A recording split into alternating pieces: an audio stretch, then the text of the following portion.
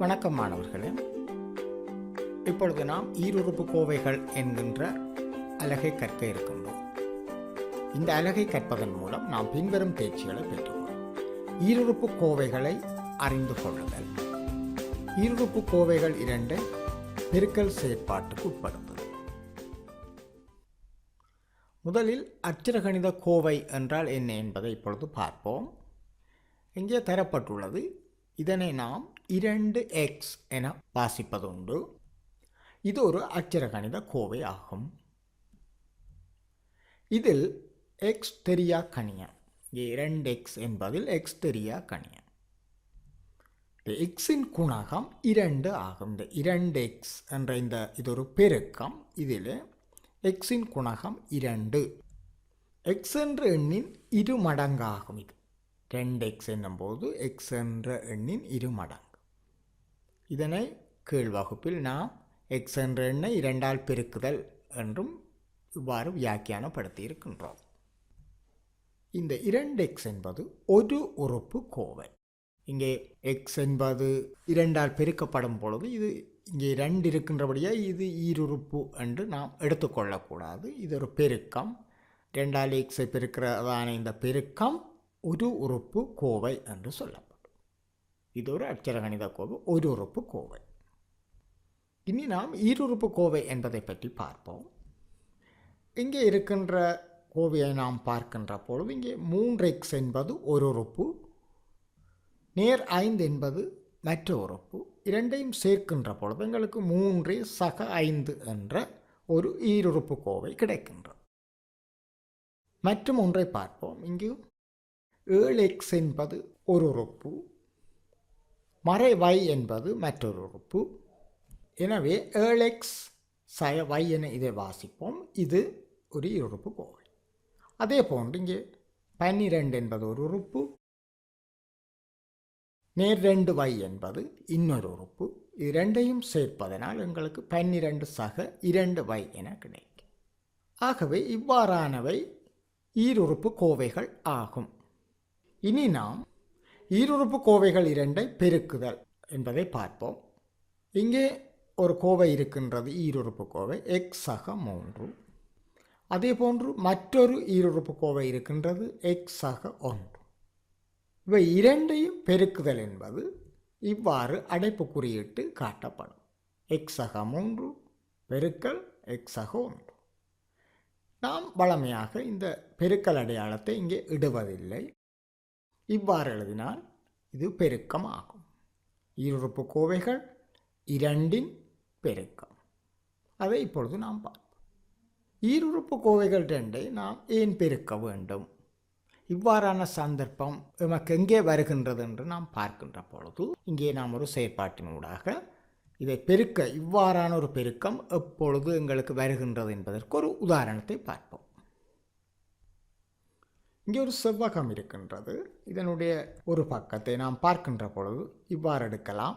இது x அலகு நீளம், இது 3 அலகு நீளம் அளவு எடுத்துக்கொள்ளலாம். அதே போன்று இங்கே பார்க்கின்ற போது இவ்வளவு நீளம் x அலகுகள் என்றும் இவ்வளவு நீளத்தையும் ஓரலகு என்றும் எடுத்துக்கொள்ளும். இதன்படி இந்த செவ்வகத்தின் நீளம் 3 சக x சக 3 என வருகின்றது. அகலம் x சக 1 என வரும். ஏனென்று சொன்னால் x சக 3 x சக 1 விட பெரியது. அதனால் இது நீளம், இது அகலம். இப்பொழுது நாம் இதனுடைய பரப்பளவை காண முயற்சிக்கும் பொழுது செவ்வகத்தின் பரப்பளவுங்களுக்கு நீளம் அகலம் ஆகியவற்றின் பெருக்கத்தால் கிடைக்கும். எனவே நீளத்துக்கான கோவை x சக 3. இவ்வளவு நீளம் x, இவ்வளவு 3 அலகுகள் என்றால் கூட்டுத்தொகை. இந்த கோவையால் நீளம் கிடைக்கும். அதே போன்று அகலம் x சக 1 கிடைக்கும். எனவே ஈருறுப்பு கோவைகள் ரெண்டின் பெருக்கம் இவ்வாறான சந்தர்ப்பத்தில் நமக்கு கிடைக்கும். பெருக்க வேண்டிய தேவை ஏற்படும். எனவே இந்த பெருக்கத்தில் உரிய விரிவு, இதை பெருக்கினால் எப்படி வரும் என்பதை இப்பொழுது பார்ப்போம். இந்த செவ்வகத்தை நாம் இந்த நீளங்களின் வழியே இவ்வாறு 4 பகுதிகளாக பிரித்து கொள்வோம். பிரிக்கும் பொழுது எங்களுக்கு இங்கே ஒரு சதுரமும் x பக்க நீளமுள்ள ஒரு சதுரமும் 3 செவ்வகங்களும் நமக்கு கிடைக்கின்றன. இந்த 4 உருக்களினதும் கூட்டுத்தொகை இந்த பெரிய செவ்வகத்தின் பரப்பளவுக்கு சமனாக இருக்கும்.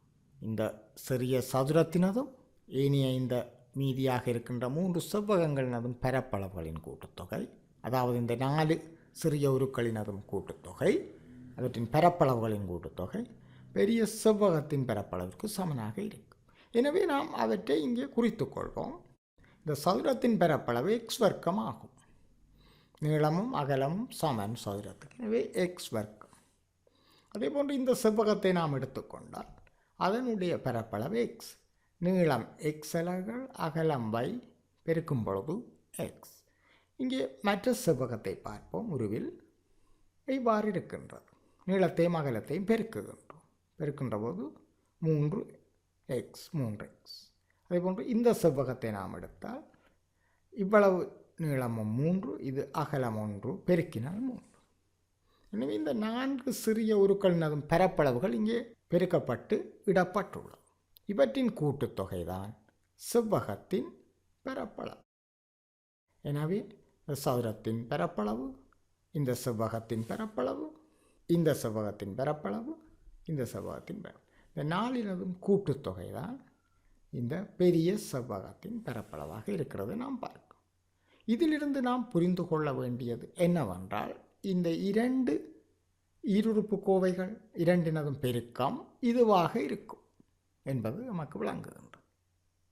இது எவ்வாறென்று நாம் பார்க்கின்ற பொழுது இந்த எக்ஸ் வர்க்கம் எங்களுக்கு இவ்வாறு கிடைக்கின்றது. இந்த எக்ஸை இந்த எக்ஸால் பெருக்குவதால் கிடைக்கின்றது. இந்த எக்ஸ் என்பது இந்த எக்ஸை ஒன்றால் பெருக்குவதால் கிடைக்கின்றது.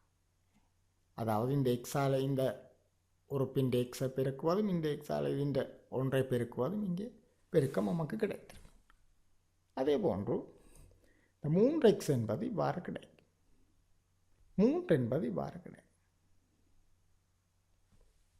இனி நாம் இந்த பெருக்கத்தினுடைய சுருக்கத்தை பார்க்கின்ற பொழுது எக்ஸ் வர்க்கம் இங்கே இருக்கின்றது, ஒரு எக்ஸ் 3x இருக்கின்றது. இவை நிகர்த்த உறுப்புகள். இவற்றை சேர்த்து 4x என எழுதலாம். சக 3. எனவே இந்த இருறுப்பு கோவைகள் 2ஐ பெருக்கினால் இவ்வாறு வரும். அதை சுருக்கி எழுதும் போது நமக்கு இவ்வாறு கிடைக்கும். எனவே இருறுப்பு கோவைகள் 2இன் பெருக்கல் நமக்கு எவ்வாறு என்று சொல்லும் பொழுது எக்ஸ் வர்க்கம், அதாவது இந்த முதலாவது இருக்கின்ற ஈருறுப்பு கோவையின் முன்னுறுப்பால் பின்னுக்கு இருக்கக்கூடிய இருறுப்பு கோவையின் 2 உறுப்புகளையும் பெருக்குகின்றோம். இது பார்க்க உங்களுக்கு தெரியும். அதே போன்று இந்த முதலாவது ஈருறுப்பு கோவையின் பின்னுறுப்பால் இரண்டாவது இருறுப்பு கோவையினுடைய 2 உறுப்புகளும் பெருக்கப்படுவதாக இது அமைகின்றது. அதனுடைய சுருக்கம் இவ்வாறு என்பதை நாம் பார்த்தோம். இதனை நாம் வேறொரு விதமாகவும் சிந்திக்கலாம். அதாவது நாம் முன்னர் பார்த்ததை வேறொரு விதமாக எழுதி கொள்ளலாம். இதுதான் நாம் இப்பொழுது பார்த்தது. இதனை நாம் எவ்வாறு எழுதி கொள்ளலாம் என்ற இங்கே இவ்வாறு எழுதி கொள்ளலாம். முதலாவது ஈருறுப்பு கோவையின் முன் உறுப்பாலே இரண்டாவது உறுப்பு கோவையின் 2 உறுப்புகளையும் பெருக்குதல். இந்த எக்ஸாலே எக்ஸாக ஒன்றை பெருக்குதல். அதே போன்று நேர் 3ஆலே எக்ஸாக ஒன்றை மீண்டும் பெருக்குதல். இங்கே காட்டப்பட்டுள்ளதை அதே போன்று செயற்படுத்தும். இவ்வாறு எழுதி பெருக்குவதைத்தான் நாம் அப்பொழுதும் மேற்கொள்ள வேண்டும். இவ்வாறு ஈருறுப்பு கோவைகளை எழுதி பெருக்கும் பொழுது எந்த பிழையும் ஏற்படாது. அதை நாம் வினாக்களை செய்யும் பொழுது விளங்கிக் கொள்ளலாம். இவ்வாறு எழுதிய பின் எக்ஸால் எக்ஸை பெருக்கினா எக்ஸ் வர்க்கம், இந்த எக்ஸால் நேர் 1ஐ பெருக்கினா நேர் ஒரு எக்ஸ், அதே போன்று நேர் 3ஆல் எக்ஸை பெருக்கினால் நேர் 3x, நேர் 3ஆல் நேர் 1ஐ பெருக்கினால் நேர் 3. இதன் பின் நாம் சுருக்கிக் கொள்ளலாம். இவ்வாறு இவை 2 நிகர்த்த உறுப்புகள், அவற்றை இவ்வாறு சேர்த்து எழுதலாம். எனவே ஈருறுப்பு கோவைகள் 2 எவ்வாறு பெருக்குவது என்பதை இப்பொழுது நாம் பார்த்தோம். இதற்காக ஒரு வினாவை பார்ப்போம். இங்கே ஈருறுப்பு கோவைகள் 2 தரப்பட்டுள்ளது. இதில் விரிவை தருக, அதாவது எவ்வாறு பெருக்கி அதை சுருக்கி எடுப்பது என்பதை இப்பொழுது பார்ப்போம். நான் முன்னர் கூறியது போன்று இங்கே இந்த 2ஆல் ஏசைய 3ஐ பெருக்க வேண்டும். அதே போன்று நேர் 5ஆல் ஏசைய 3ஐ மீண்டும் பெருக்கும். இவ்வாறு எழுதி கொள்ளும் பொழுது நமக்கு இலகுவாக இருக்கும். 2ஆல் ஏ பெருக்கினா 2a வர்க்கம், 2 மறை 3 பெருக்கினால் மறை 6. இங்கே நேர் 5 ஏ பெருக்கினால் நேர் 5, நேர் 5 மறை 3 பெருக்கினால் மறை 15. இனி நாம் நிகர்த்த உறுப்புகள் இருந்தால் அவற்றை சேர்த்தெழுத வேண்டும். சுருக்கல் 2 வர்க்கம் மறை 6 நேர் 5 சுருக்கம் மறை ஏ மறை 15 இவ்வாறு வரும். மற்றொரு வினாவையும் பார்ப்போம். இதனுடைய விரிவை தருக. இவ்வாறு எழுதினால் எக்ஸால் 7x பெருக்க வேண்டும். மறை 2ஆலும் 7x பெருக்க வேண்டும். இவ்வாறு எழுதிக்கொள்ள வேண்டும். எழுதினால் இந்த குறிகளால் பெருக்கும் பொழுது ஏற்படும் வழுக்கள் இல்லாமல் போகும். இங்கே நாம் எக்ஸால் 7 பெருக்கும்போது 7x, நேர் எக்ஸால் மறை எக்ஸை பெருக்கும்போது மறை எக்ஸ் வர்க்கம். மறை 2ஆல் நேர் 7 பெருக்கும்போது மறை 14, மறை 2னால் மறை எக்ஸை பெருக்கும்போது நேர் 2x. இவ்வாறு எழுதி பெருக்குவதில் உள்ள சுலபமான விஷயம் இதுதான். இந்த குறிப்பெருக்கங்கள் வரும்பொழுது இலகுவாக இருக்கும். அடைப்பு குறி நீக்கும் பொழுது இது அடைப்பு நீக்கம். அடைப்பு நீக்க இவ்வாறு வரும். இதனை சுருக்க வேண்டும். சுருக்கும் பொழுது நாம் எப்பொழுதும் எக்ஸ் வர்க்கம் என்கின்ற அந்த இருபடி அந்த உறுப்பை முன்னுக்கு கொண்டு வருவோம்.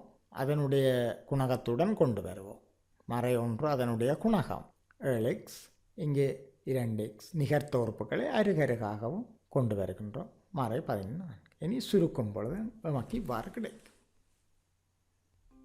சாராம்சம் ஈருறுப்பு கோவை என்றால் இவ்வாறு அமைந்திருக்கும்.